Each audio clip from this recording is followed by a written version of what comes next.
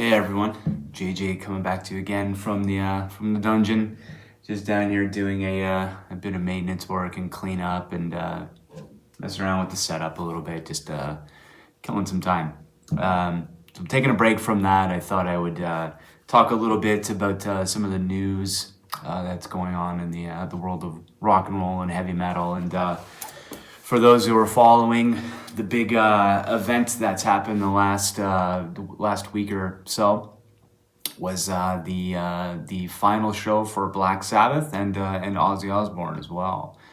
And I was obviously really looking forward to the concert, and it's already happened, and I watched it, and it was a very, very cool event and a very cool send off for both Ozzy and Black Sabbath. And in all honesty, I really didn't think it was going to happen. I thought Ozzy in his current medical state, there might be something that happened between the announcement of the show and the actual date of it happening. But show happened, and it was really, really cool, and a wonderful celebration for heavy metal, rock and roll, and Black Sabbath and Ozzy in general. And I don't think it's any it's pretty well known that those guys deserve credit for pretty much inventing the genre of heavy metal, and maybe not coining the term, but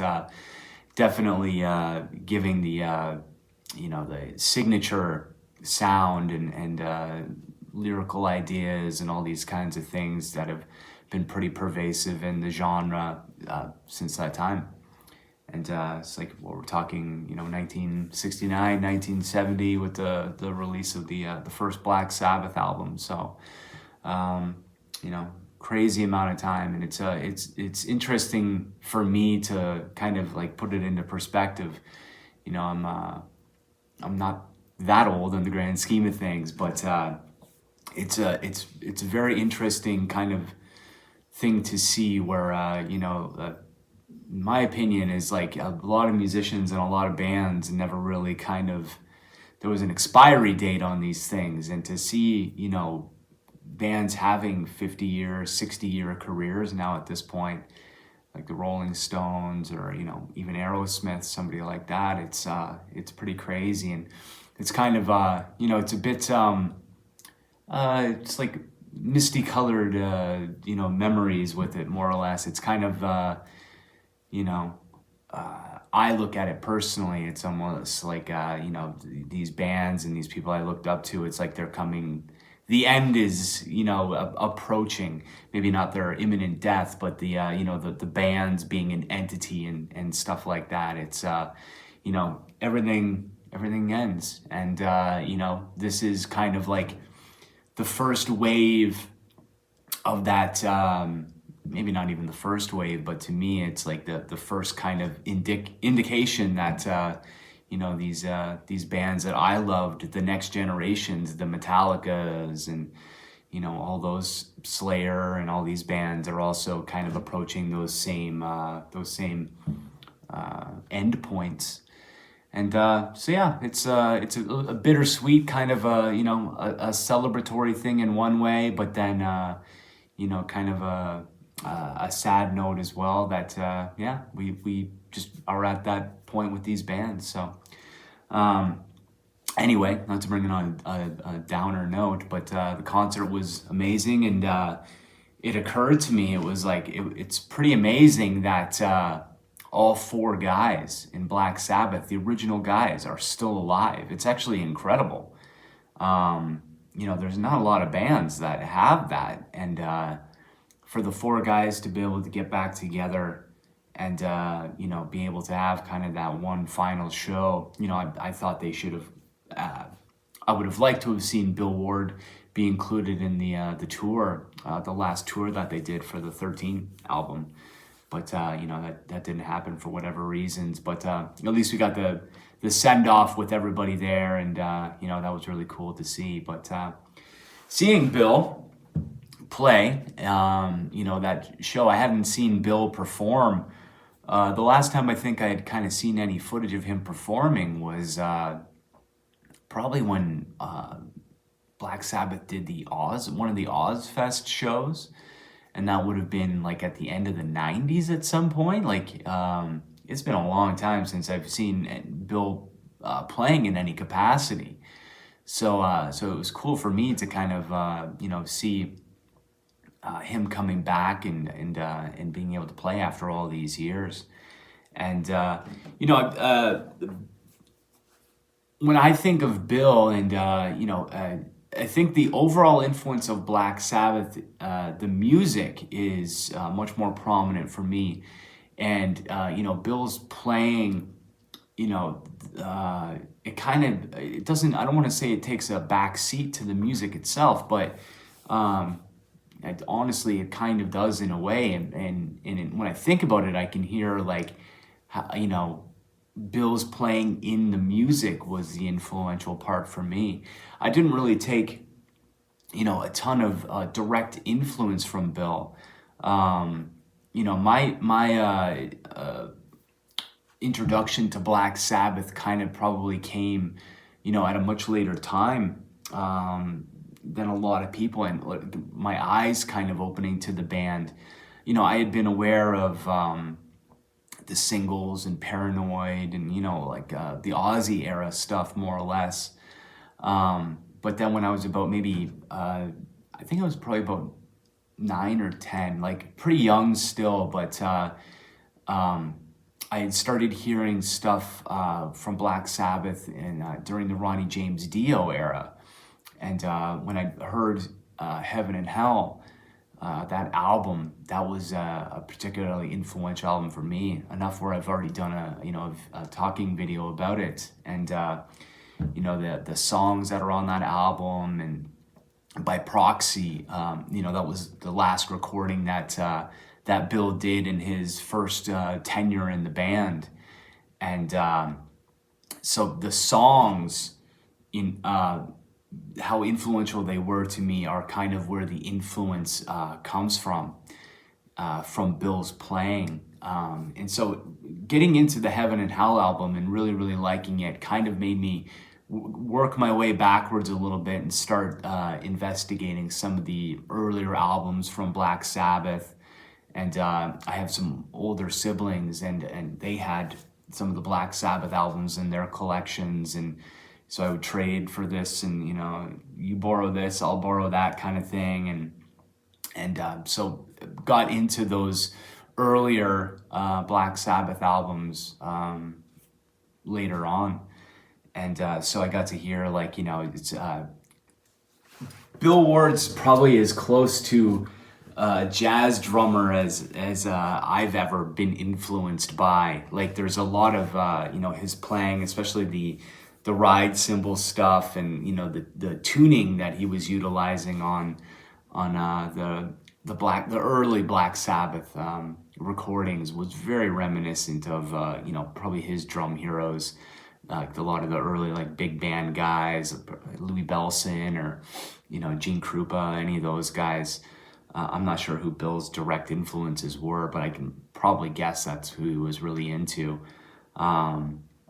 You can just hear it in his playing, and very innovative in a sense, where he took some of these elements of that big band and some of that jazz style and incorporated it into this kind of doom and gloom. Big band is up tempo, and it's kind of bright and horn sections, and he took that drumming style in some ways and kind of supplanted it into a completely different genre of music, and a very innovative style at the time as well. No one else was doing what they were doing.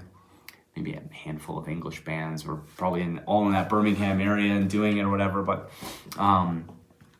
just the tying of these elements together, in hindsight, when I started really investigating, some of the earlier playing and Bill's influence, and seeing where things came from and where they led to, kind of opened my eyes to a lot of different players and a lot of different styles and things with jazz players that I would never normally approach.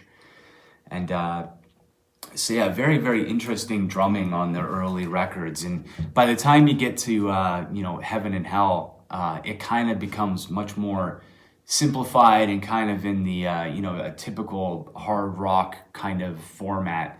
A lot of the tom things he was doing, and especially the drum sound was completely different by the time he was doing that album with Ronnie James Dio.